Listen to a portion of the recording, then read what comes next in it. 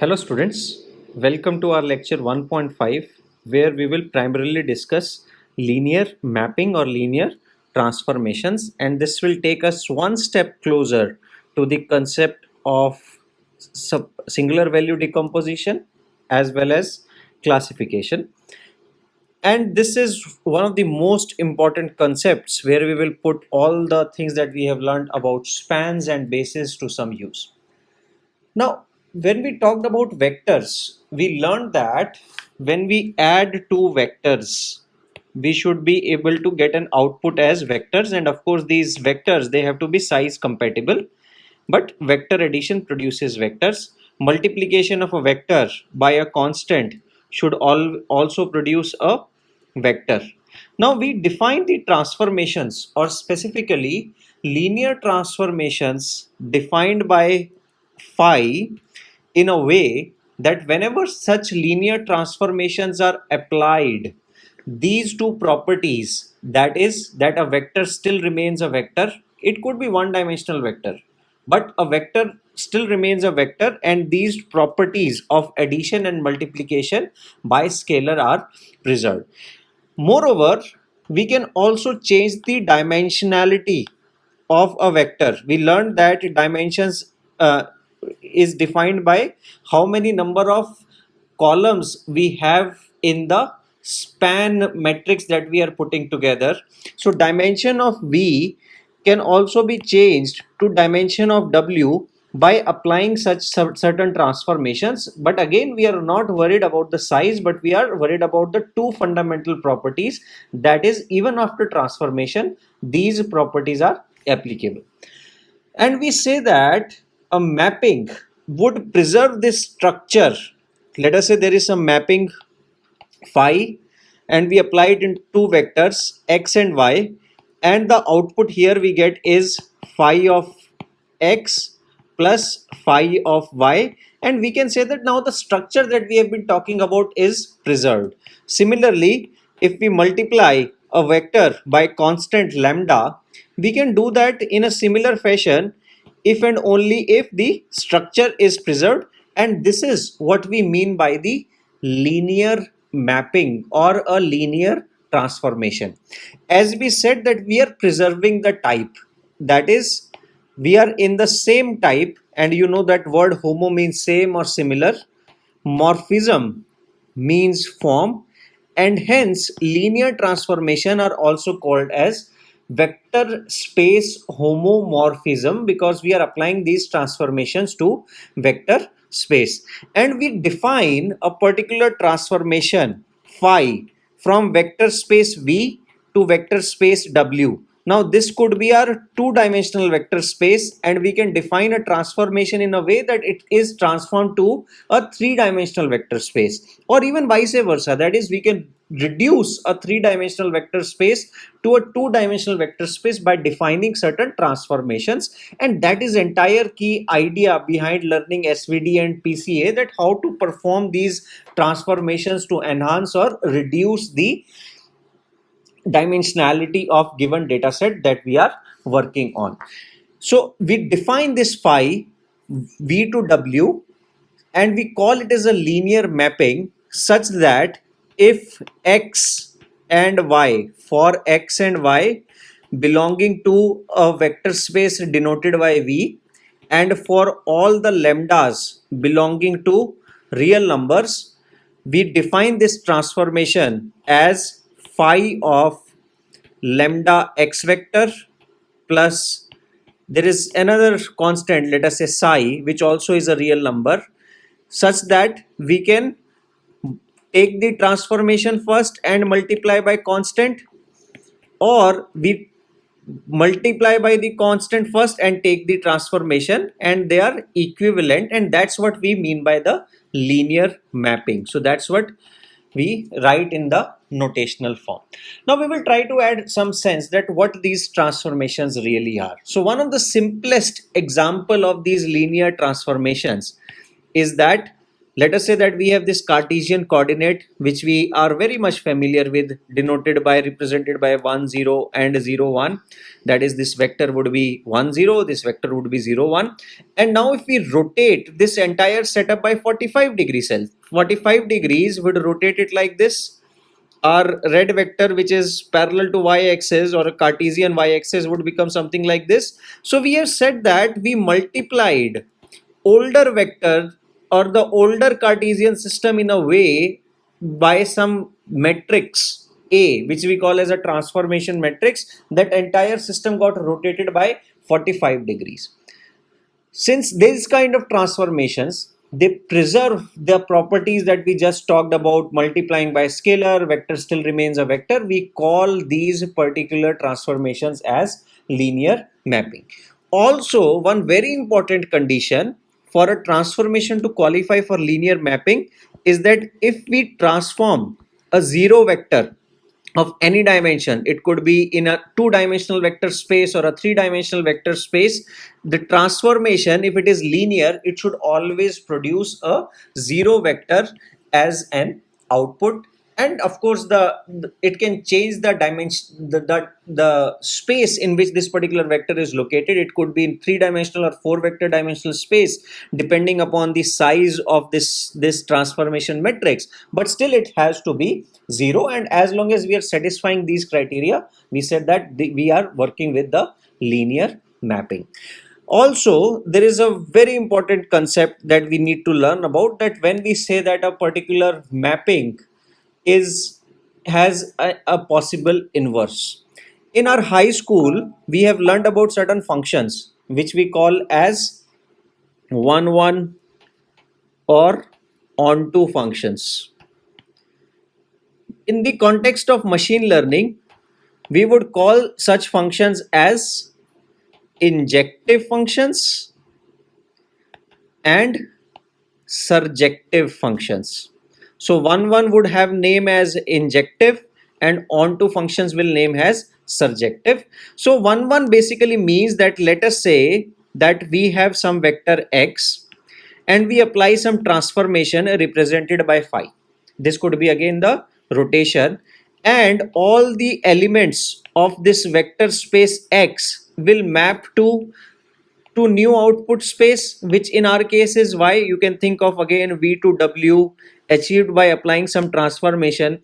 And when we do that, if we have a unique image for all the inputs in x, we call that particular function as injective or 1 1. That means for if two values of outputs, that is if phi of y1, sorry, phi of x1, we are applying the transformation of x1, phi of x1 equal to phi of x2, that means that in this case x1 and x2, they have to be equal, and we say that this kind of mapping is going to be 1 1. Again, think of this transformation. If you rotate all the vectors in a given space by certain angle, so all the vectors are being rotated, and hence vector would only be similar to itself, and hence we say that this rotation is an example of an injective mapping.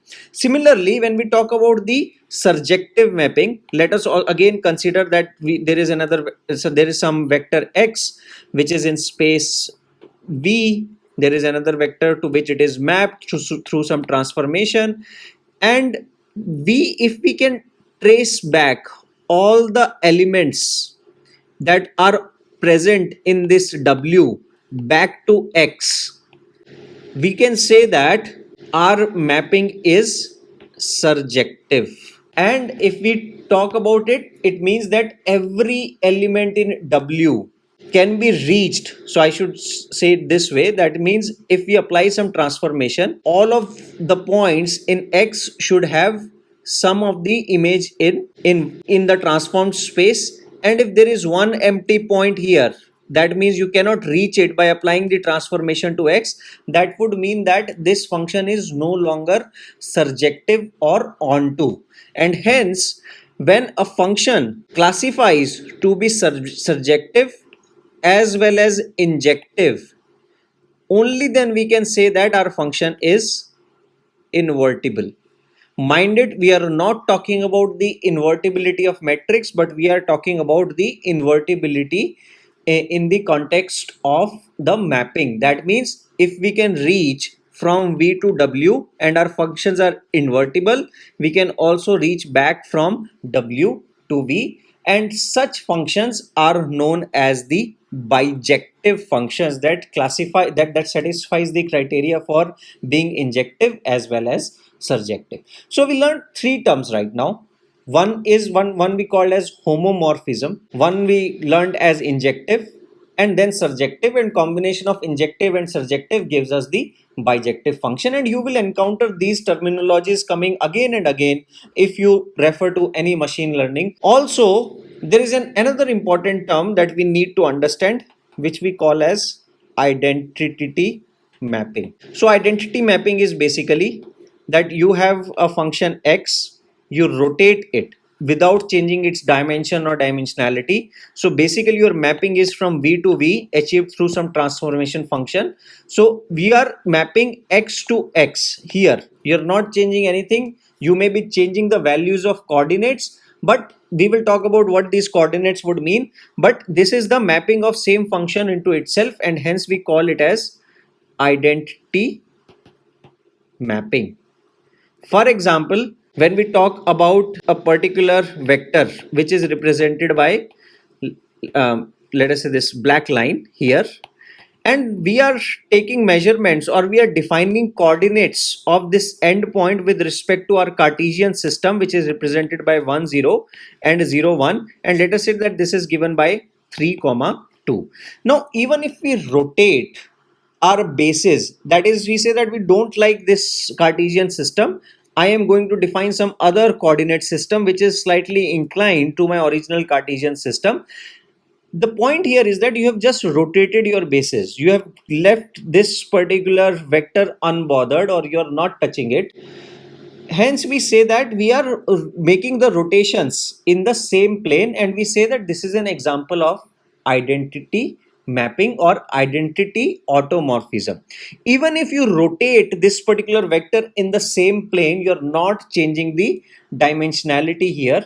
That means you are still mapping the same vector, and hence this is also called as the automorphism.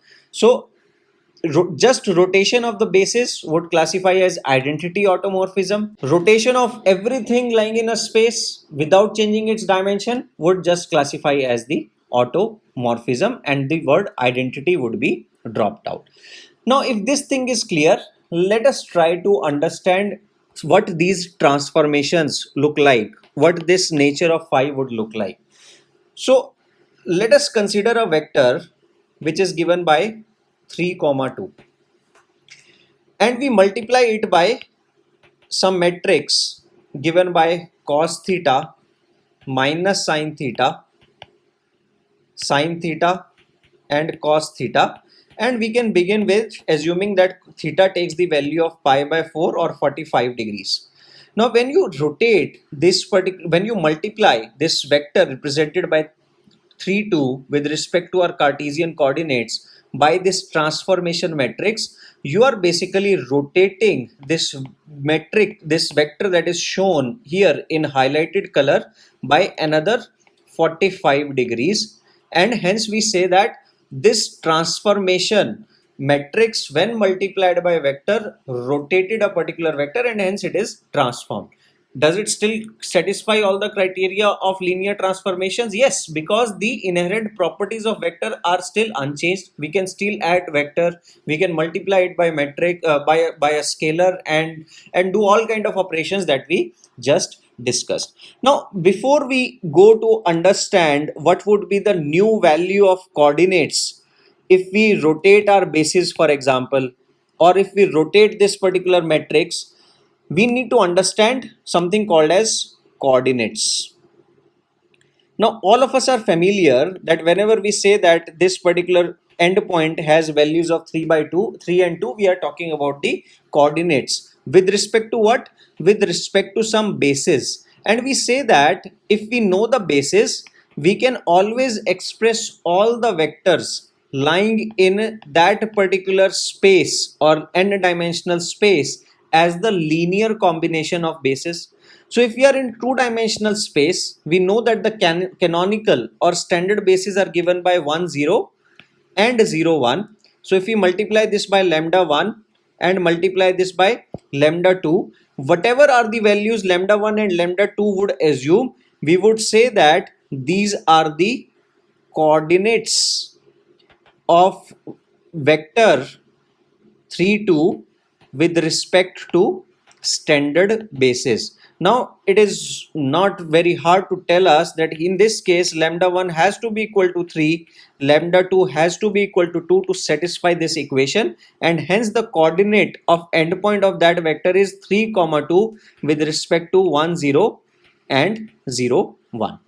Now let us do some trickery. What we will do, we will rotate our Cartesian system by 45 degrees and we will end up with the new coordinate system. Our original vector, which was represented by 3 comma 2 with respect to Cartesian coordinate, it has still not changed. Only thing that we have done, we have rotated the basis, and let us say that our new basis is now given by 1 comma 1. This point is now 1 comma 1 and this point is 1 minus 1 comma 1. So if we write this, we can write this, always write this as 1 comma 1 and minus 1 comma 1. Now one thing to check whether both row columns are independent. Yes, we cannot do any kind of transformation here, and both of these are actually pivot columns and hence they qualify to be called as bases here. Moreover, in this case, you can calculate any other vector as the linear combination of these two, and hence they also meet the second criteria to be called as basis, which in fact is a primary criteria, and hence we said that we have changed the coordinate system to this. Now if we remove this, we remove this blue lines, and now this 3 comma 2 would not make any sense. We know that with respect to our Cartesian system, this vector 3 comma 2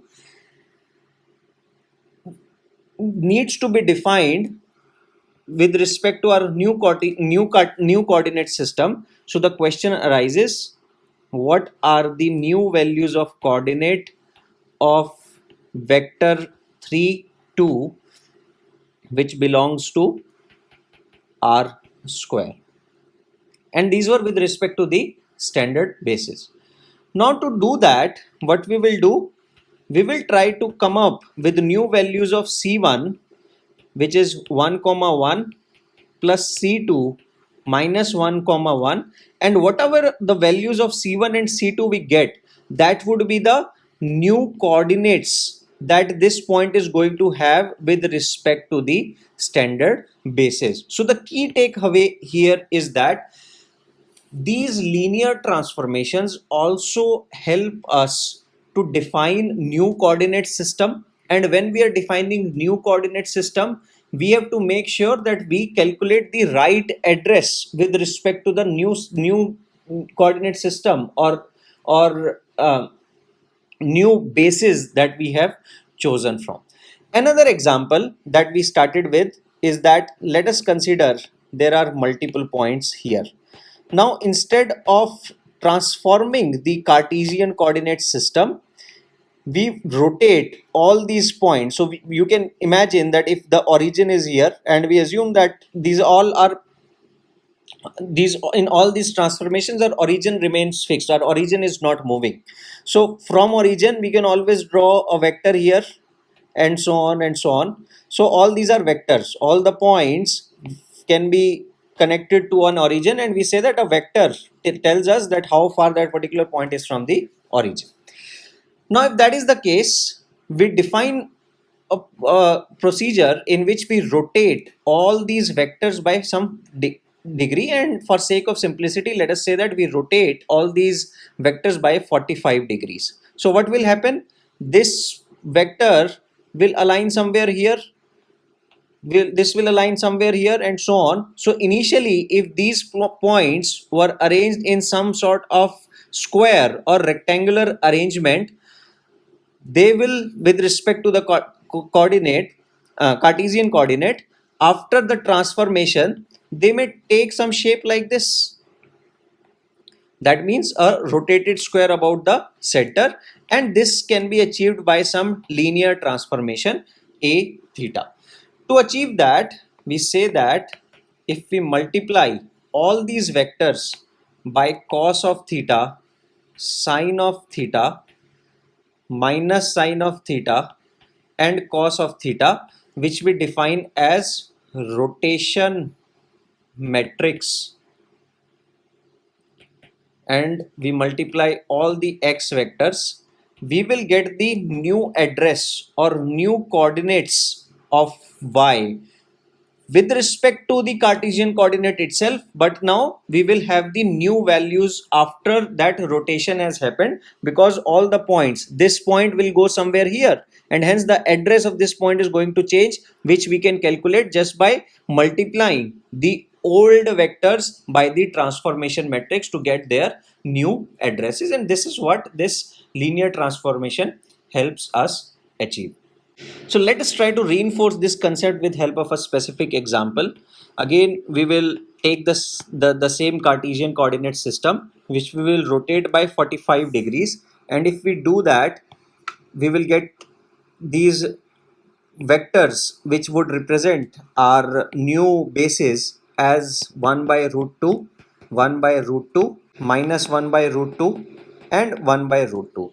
There is a vector which originally is there is a dot which is connected to origin, represented by point by the address 3 by 2, and now we want to tell us now we want to calculate that what would be the new value of this particular points or new coordinates of this point with respect to the rotated coordinates. Now we can express this 3 by 2 as C1, 1 by root 2, 1 by root 2 plus C2 minus 1 by root 2, 1 by root 2. There are two variables and two equations which we can solve as C1 minus C2 equal to 3 by root 2, 3 root 2, C1 plus C2 as 2 root 2, and if we solve them, we get C1 as 2.5 root 2 and C2 as minus 0.5 root 2. So basically, these are the coordinates of our vector, which now represented by red dot, with respect to these rotated coordinate. Again, this is a specific example where everything has been scaled by root 2 here, so that when we take its norm, which we are going to talk in subsequent video, the value comes out to be 1, and hence we have calculated this with respect to these orthonormal bases.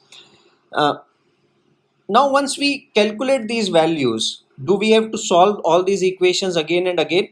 So the quick way around here is that if we know the transformation matrix, and we know that the transformation matrix for rotations by 45 degrees are given by 1 by root 2, 1 by root 2, minus 1 by root 2, and 1 by root 2, and if we multiply the original vectors expressed with respect to the standard basis or canonical basis, we can get the same answers. For example, when you do this particular multiplication, your final values come out to be 1 by root 2 and 3 plus 2, that it would be 5 by root 2, and when you rationalize the denominators, you get root 2 upon 2, 5 root 2 upon 2, which is same as 0.5 root 2 and 2.5 root 2, which we simply obtain by the multiplication.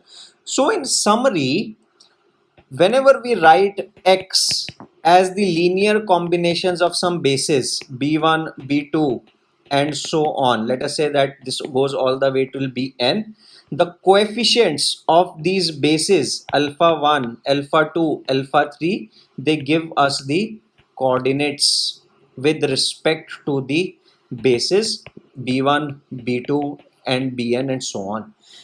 If and when the bases are not specified, that with respect to what bases, we always assume that we are talking about the standard or canonical bases, which are represented by 1, 0, 0, 1, if we are talking about an R square space.